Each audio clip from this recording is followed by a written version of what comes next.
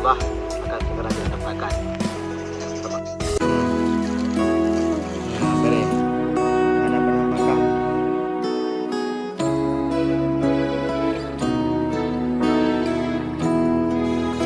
Ya, pertolongan menuju ke pantai di sungai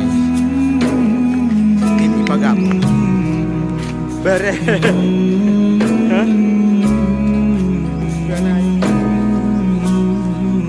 Sawang.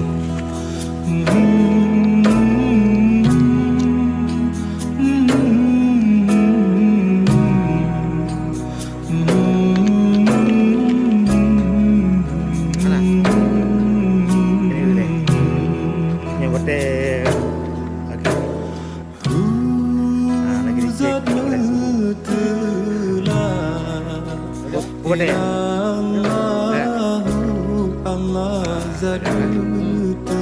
Udah ada lah. Ada warnanya. Banyak batu akik yang berjenis Sulaiman. Bentik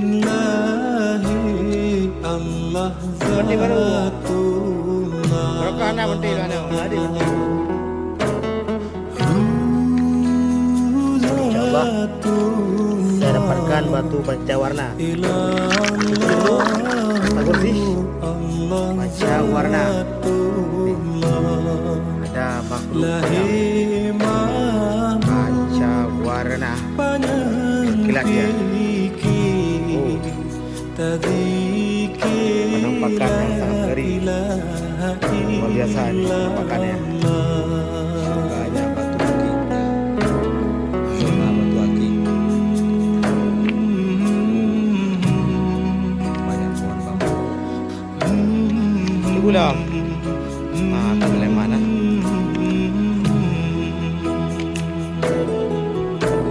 Ini batu. Ini batu. Tiga. Nyawang badan batu hitam pari, burung pari, jet pari di dalam. Allah, luar biasa yang ada itu. Berkilau.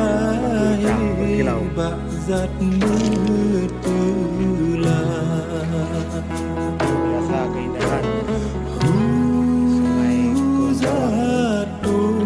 Biasa keindahannya.